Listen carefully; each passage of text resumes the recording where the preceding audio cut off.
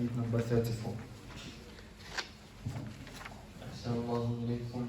قال المصنف رحمه الله تعالى: الحديث الرابع والثلاثون عن أبي سعيد الخدري رضي الله عنه قال: سمعت رسول الله صلى الله عليه وسلم يقول: من رأى منكم منكرا فليغيره بيده، فإن لم يستطع فبلسانه، فإن لم يستطع فبقلبه، وذلك أضعف الإيمان. رواه مسلم.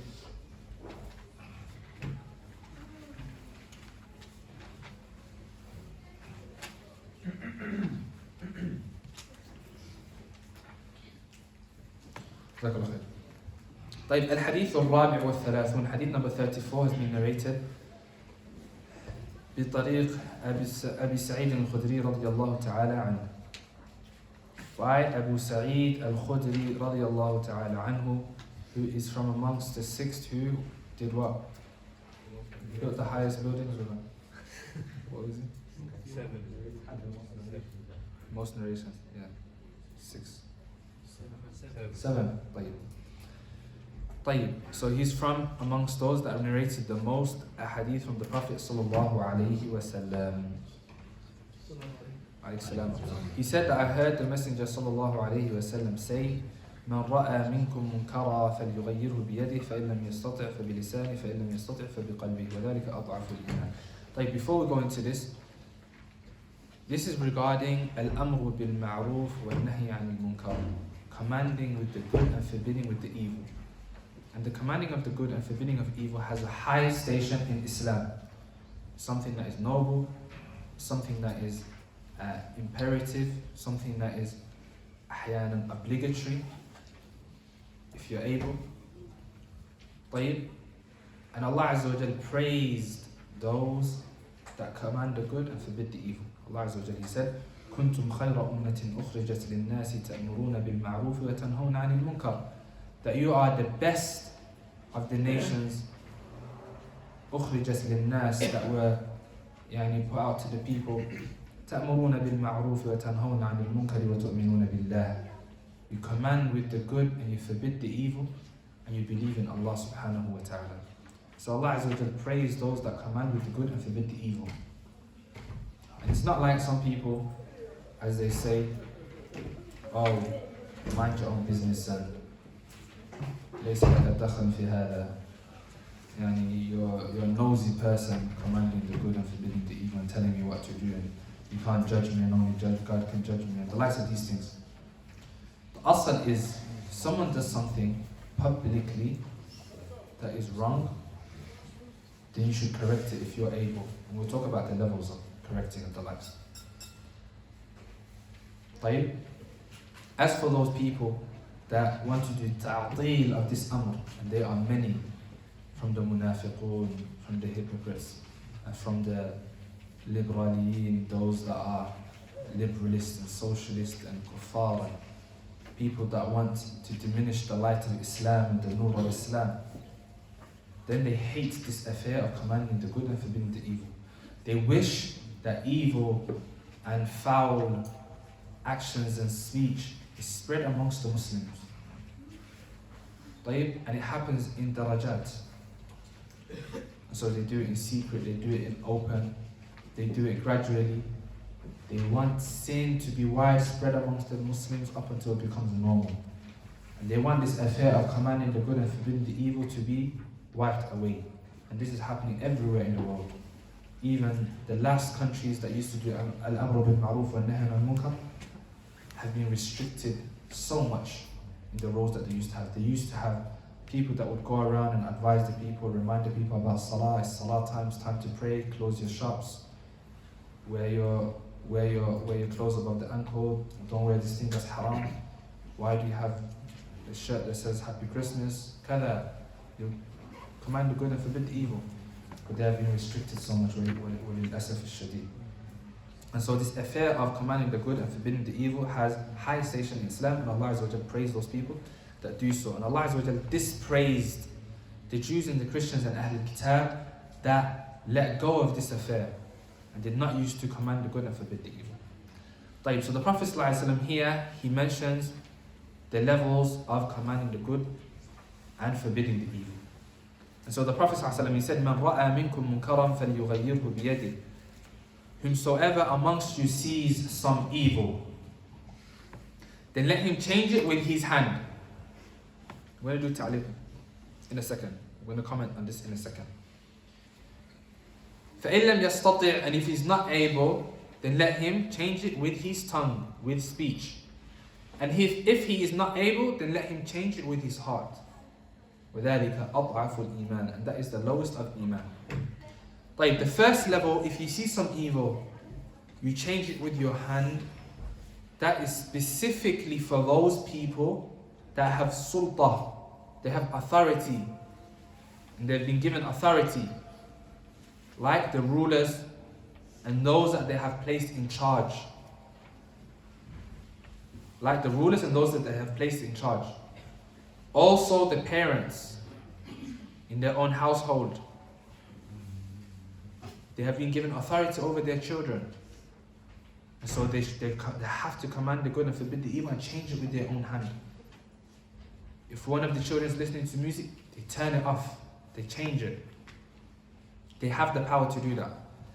But as for the general people, if you see someone listening to music in their car, outside, you don't know him, you've never seen him in his life, he's Muslim, and he's blasting out music, can you go into his car, turn it off? Prophet ﷺ said, whoever sees evil, change it with their hand. Turn it off. Or someone's smoking a cigarette. He's doing this. And you say, ooh, and you step on it. La. It has to be in your authority. You have to be a ruler or a parent. If you're a parent, you could do that to your children. But you can't do that to someone random that you don't know. And so you're not able. So you move to the next level. The Prophet ﷺ said, فَإِن لَمْ تَسْتَطِعْ فَبِلِسَانِهِ. If he's not able, then let him do so with his tongue. And so this level, all of us can do. So if you see someone smoking and is Muslim, then you can advise them. You can say, Akhi, it's better for you not to smoke. Allah Azza wa Jalla, He prohibited us from taking those things that are going to kill you. وَلَا تَقْتُلُوا أَنفُسَكُمْ, do not kill yourselves. And what does it say on the packet of smoking when you have the cigarette? Smoking kills. Khalas. It's haram, it's not allowed. And most Muslims, especially in Muslim lands, if you tell them that, they will tell you, make dua for me. That's a good sign. He accepted your thing and he's working on it. But in this society, I don't know what they'll tell you. They'll probably tell you makruh. They'll tell you, oh no, it's disliked. Or they'll tell you, get lost before I knock you out. Allah understand. So if you're able to advise with your tongue, then do so. Sometimes it's too much and you're not able. There's 10 people in front of you all smoking the old Muslim. What are you going to do? Don't smoke, don't smoke. Let me get a mimbar. Brothers! You're not able to do so. So what do? You move to the next stage, which is you change it with your heart. Yani, you hate it in your heart. وَذَلِكَ أَضْعَفُ الْإِيمَانِ. This level everyone has to have at least. This is the minimum. That you hate that act that is haram, that smoking and that evil that the people are doing.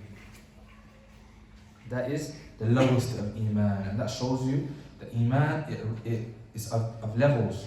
It can be low and that it can be high. The lowest of iman here is that you hate this thing with your heart. And you find that the scholars, they are at the forefront of this again. We mentioned yesterday examples. Here, even in this example, the scholars are at the forefront of this. We know one of the mashayikh, he would not see any evil except that he would change it. Yani with his tongue, I'm not saying physically. So, he will come into a masjid. He sees someone praying without sutra.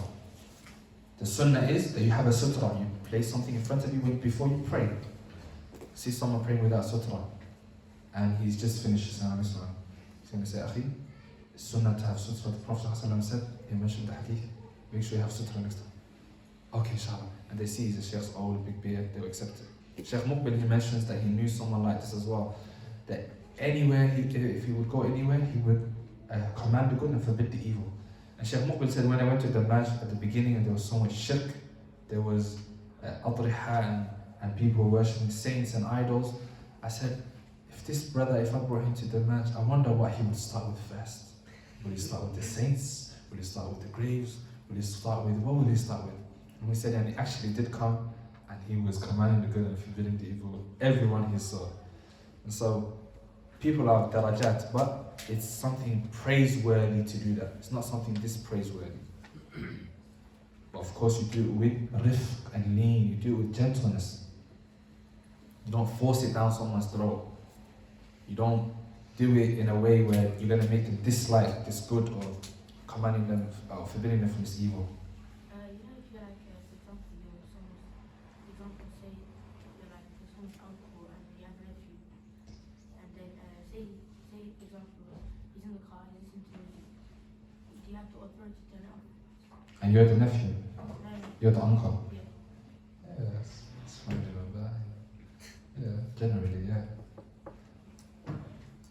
How does one advise those older than him, like let's say his parents or other family members, while still keeping adab?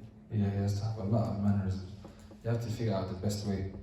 So it depends, everyone is different. Some people you can tell them straight, some people you have to tell them indirectly, some people you just mention the hadith. You don't have to say, you're doing this, taqillah, the Prophet, you can just mention the hadith generally. You know, the Prophet ﷺ, there's a great hadith, the Prophet ﷺ said, this is haram. You didn't say, you're doing this, stop this. You understand? You have to think of different ways, the best scenario. And that's what the scholars would do. But one man, Shaykh Abdullah Qara'awi, from the great scholars who brought the da'wah to Jizan,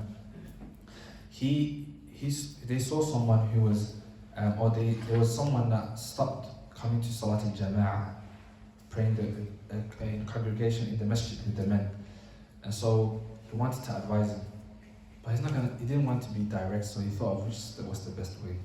So he said to him, MashaAllah, you're very haris ala salah, you're very ardent and you're striving hard, MashaAllah. You should be the mu'adhin, and you should open the door, you have, MashaAllah.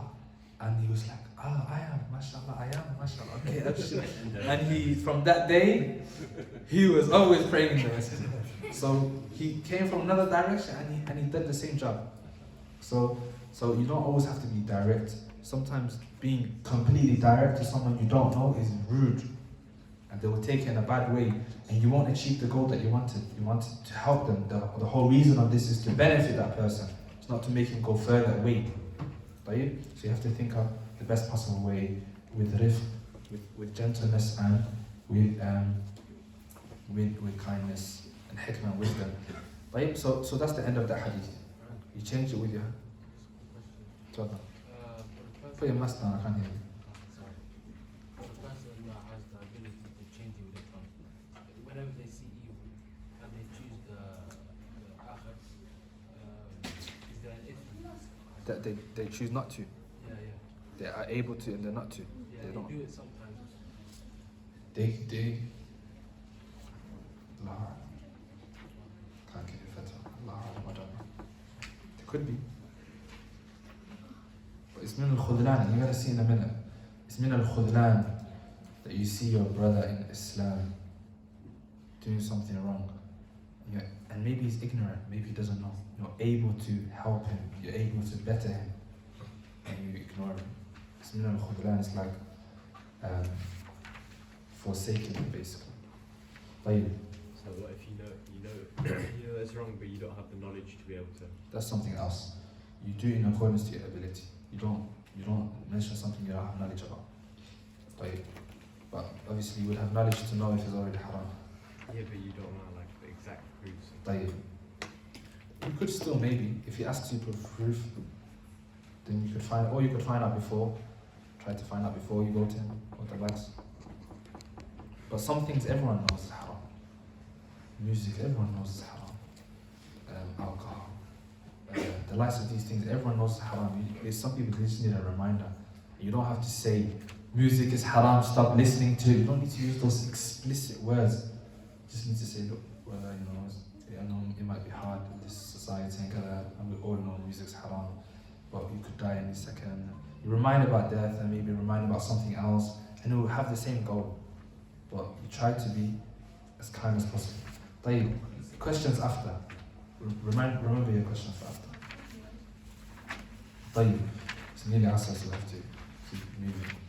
طيب, the next hadith. So you change it with your hand if you have authority and ability, like a parent or a ruler. If you're not, then with the tongue. Sometimes evil is too much and you're not able to do all of it. Or you're in a situation where you're not able to do the inkar right now. Or the likes, then the least is with your heart. طيب, تفضل.